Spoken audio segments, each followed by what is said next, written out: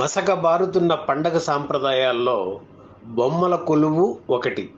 ప్రతి సంవత్సరం విజయదశమి రోజున బొమ్మల కొలువు ఏర్పాటు చేసి ముత్తైదువులను పిలిచి హారతి ఇవ్వడం ఒక సాంప్రదాయంగా ఉండేది.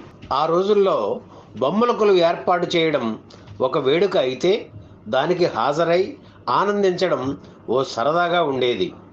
అయితే ఈ సాంప్రదాయాన్ని కొనసాగిస్తున్న వారు ఇప్పుడు లేరనే చెప్పాలి.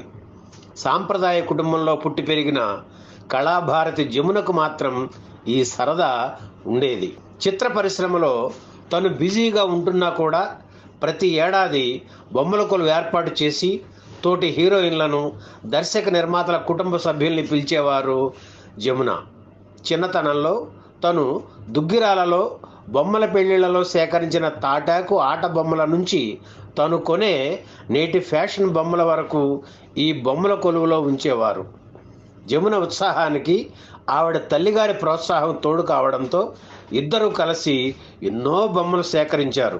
చిన్నతనంలో మొదలైన ఈ అలవాటు ఆవిడ చిత్ర పరిశ్రమలోకి ప్రవేశించి హీరోయిన్ అయిన తర్వాత కూడా కొనసాగించారు.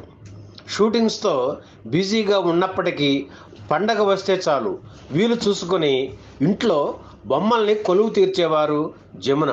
షాపింగ్కి వెళ్ళినప్పుడు జమున దృష్టి బొమ్మల మీదే ఉండేది. విదేశాలు వెళ్ళినప్పుడు కూడా ఆయా దేశాల పద్ధతుల్ని, సాంప్రదాయాల్ని ప్రతిబింబించే బొమ్మల్ని కొని జాగ్రత్తగా వాటిని ఇంటికి తీసుకొచ్చి షోకేసుల్లో అమర్చేవారు.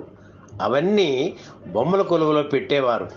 మరో విషయం ఏమిటంటే, ఏదో నలుగురిని పిలిచి సింపుల్గా బొమ్మల కొలువు వేడుకను ముగించడం జమునకు ఇష్టం ఉండేది కాదు. ఇందుకోసం ప్రత్యేకంగా ఇన్విటేషన్స్ ప్రింట్ చేయించి ఇండస్ట్రీలో అందరికీ పంచి తప్పకుండా రావాలని ఆహ్వానించేవారు జమున. ఆవిడ ఆహ్వానాన్ని మన్నించి ఎందరో నటీమణులు జమున ఇంటికి వచ్చేవారు. నవరాత్రుల రోజుల్లో ఇంట్లో ఉదయం అమ్మవారి పూజలు, సాయంత్రం బొమ్మల కొలువు పేరంటం ఉండి తీరాల్సిందే. ఇలా తన 6వ ఏట ప్రారంభించిన ఈ సాంప్రదాయాన్ని తనకు 70 ఏళ్ళు వచ్చే వరకు జమున కొనసాగించడం విశేషం. జమున బొమ్మల కొలువు చూడడం ఆ రోజుల్లో ప్రముఖ నటీమణులకు ఓ సరదా. పండుగ రోజు ఇలా అందరూ సాయంత్రం ఒక చోట చేరి కబుర్లు చెప్పుకుంటూ పేరంటంలో పాల్గొనే భోజనం చేసి హ్యాపీగా ఇంటికి వెళ్ళేవారు. ఆ రోజులే వేరు.